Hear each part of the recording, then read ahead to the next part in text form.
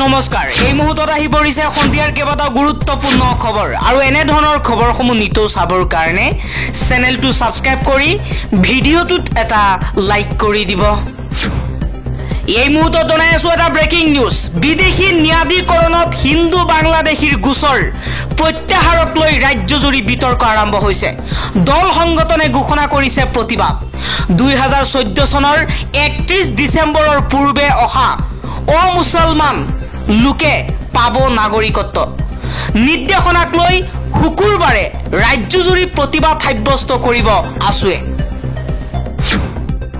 পৰৱৰ্তী খবৰ কেমেৰাৰ সন্মুখতেই নগাই দিছে হুংকাৰ ইয়া আমাৰ পূৰ্বপুৰুষৰ মাটি কোনো কাৰণতে এৰি নিদিও অসমক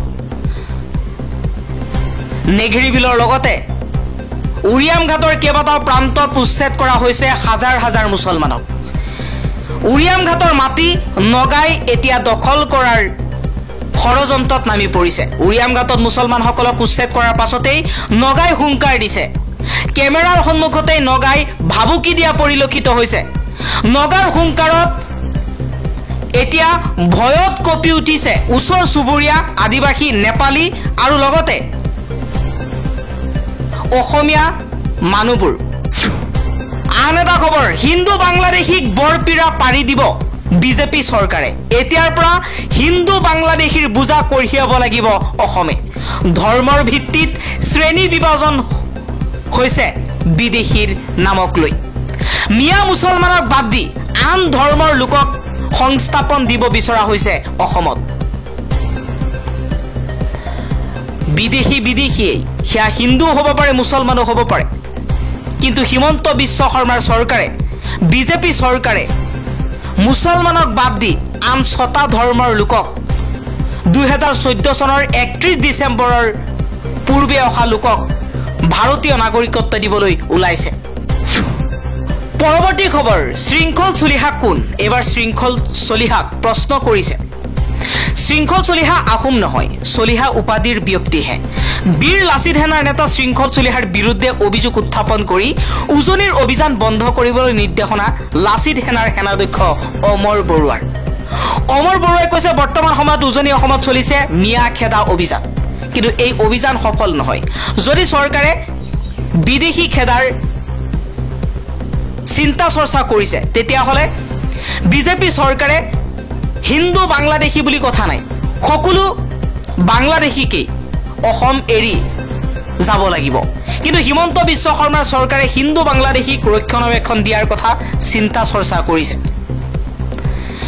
লাচিত সেনাৰ সেনাধ্যক্ষ অমৰ বৰুৱাই কৈছে উজনি অসমত শৃংখল চলিহাৰ নেতৃত্বত কিছুমান দল সংগঠনে সংখ্যালঘু মুছলমানৰ ওপৰত অত্যাচাৰ চলাইছে আন এটা খবৰ কোনো নথকাৰ সুযোগ লৈ মহিলাক বলপূৰ্বক ধৰ্ষণৰ অভিযোগ গ্ৰেপ্তাৰ কৰা হৈছে চিপাঝাৰৰ ৰাতুল ভৰালী নামৰ যুৱকজনক মহিলাগৰাকীক বলপূৰ্বকভাৱে ধৰ্ষণ কৰিবলৈ চেষ্টা চলাইছে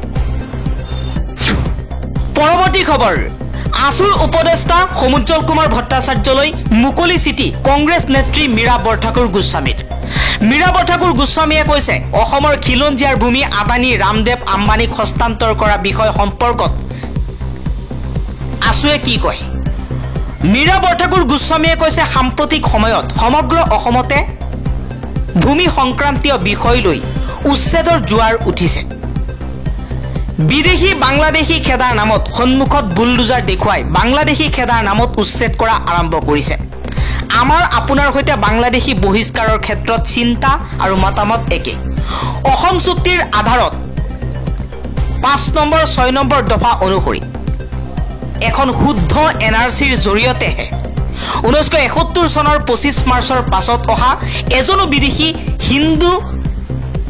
হিন্দু বা মুছলমানেই হক অসমত থাকিব দিব নালাগে ভাৰত বাংলাদেশ প্ৰত্যাৱৰ্তন চুক্তি কৰি নথিপত্ৰ পৰীক্ষা কৰি বিতৰণ কৰিব লাগে তাত আমাৰ সম্পূৰ্ণ সমৰ্থন আছে কিন্তু এফালে উচ্ছেদ কৰিছে বাংলাদেশীৰ নামত আনফালে 50,000 টকাকৈ ক্ষতিপূৰণ এক কথাকৈ মাটি দি চৰকাৰে নিজে প্ৰমাণ কৰিছে যে তেওঁলোক বাংলাদেশী নহয় আৰু যদি বাংলাদেশী হয় কিয় ক্ষতিপূৰণ দিয়া হৈছে বাংলাদেশীক পুনৰ সংস্থাপন আৰু ক্ষতিপূৰণ দিয়াটো অপৰাধ নহয়নে মীৰা বৰঠাকুৰ গোস্বামীয়ে কৈছে এতিয়া আহো উচ্ছেদৰ আঁৰৰ অপ্ৰিয় সত্য কথালৈ।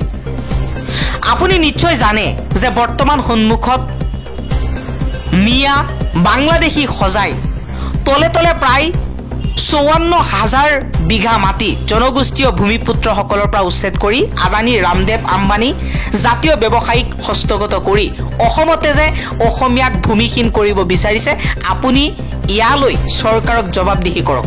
মীৰা বৰঠাকুৰ গোস্বামীয়ে কৈছে গৰুখুটিৰ ১০০০ পৰিয়াল কলৈ গ'ল? শিলহাকুৰ ১০০ পৰিয়ালক পুনৰ সংস্থাপন কিয় দিয়া নহ'ল? আমচাঙৰ ১০০ পৰিয়ালক কিয় পুনৰ সংস্থাপন দিয়া হোৱা নাই? কাজিৰঙাৰ ১০০ পৰিয়ালক ক'ত সংস্থাপন কৰিলে? যদি বাংলাদেশী আছিল কিয় পুনৰ সংস্থাপন দিছে?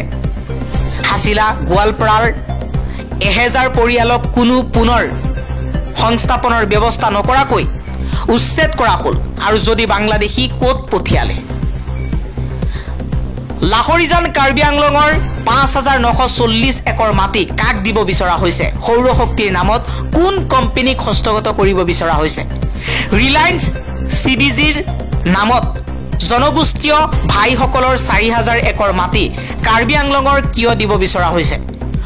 ৫০ একৰ মাটি পলাশবাৰী ৰামপুৰ দুৰাবিলৰ মাটি লজিষ্টিকেল পাৰ্কৰ নামত কিয় স্থানীয় লোকসকলক উচ্ছেদ কৰি কোম্পানীক দিব বিচৰা হৈছে?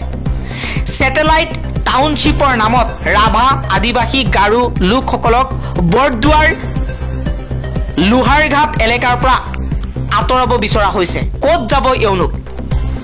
অইল পাম নাৰ্চাৰীৰ নামত পতংগনিক ২৫ একৰ মাটি দিয়া হ'ল অসমৰ হাজাৰ হাজাৰ কৃষকৰ আপত্তি সত্ত্বেও। মিকিৰ বামুণী নগাঁও ৯১ একৰ মাটি এজিউৰকো দিয়া হ'ল কাৰ স্বাৰ্থত? আদানী থাৰ্মেল পাৱাৰ প্ৰকল্পৰ নামত ১১৮৮ একৰ মাটি বড়ো ভাইসকলক উচ্ছেদ কৰি কিয় আদানীক দিয়াৰ পৰিকল্পনা কৰা হৈছে? হায়াত জেনিপ্ৰ 5 ষ্টাৰ হোটেলৰ নামত কাৰ্বি আংলঙত ১৫ একৰ মাটি কাৰ স্বাৰ্থত দিয়া হৈছে? আদানী চিমেণ্ট ফেক্টৰীৰ নামত ২,৯৭০ একৰ মাটি দি কাক উপকৃত কৰিব বিচৰা হৈছে? অসমত ব্যৱসায়ী নাই নেকি?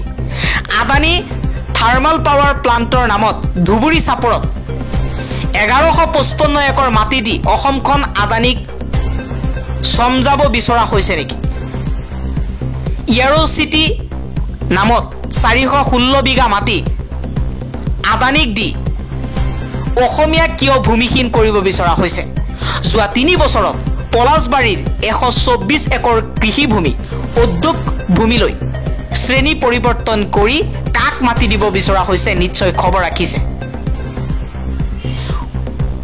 উইকিয়ামৰ প্ৰকল্পৰ বাবে প্ৰায় ৪০ৰ পৰা ৫০খন জনগোষ্ঠীয় গাঁও ক্ষতিগ্ৰস্ত হৈছে।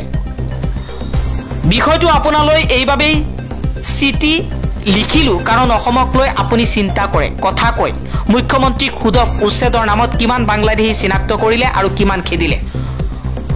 পুছবেকৰ নামত ৬৫জন সন্দেহযুক্ত বুলি বিতৰণ কৰা মানুহক মুছলমানক কিয় পুনৰ ঘূৰাই অনা হৈছে? নে সন্মুখত মিয়া বুলডোজাৰ বাংলাদেশী এইবোৰ কৈ ২০২৬ৰ ভোট বেংক তৈয়াৰ কৰা, আনফালে অসমৰ মাটি তলে তলে বহিৰাজ্যৰ কোম্পানীক হস্তগত কৰি মুনাফা লোৱাৰ অংক। ইমানবোৰ অসমীয়া স্কুল বন্ধ হ'ল। ভাষা সংকটত মুখ্যমন্ত্ৰীয়ে বন্দুকৰ অনুজ্ঞাপত্ৰ ল'বলৈ যুৱ প্ৰজন্মক আহ্বান জনাইছে। মদ ড্ৰাগছত আগ্ৰাসন চলিছে। মুখ্যমন্ত্ৰীয়ে হাল এৰি শিয়াল খেদিছে আৰু অধিকাংশই জালত ভৰি দি অসমখন অশান্ত কৰিব বিচাৰিছে।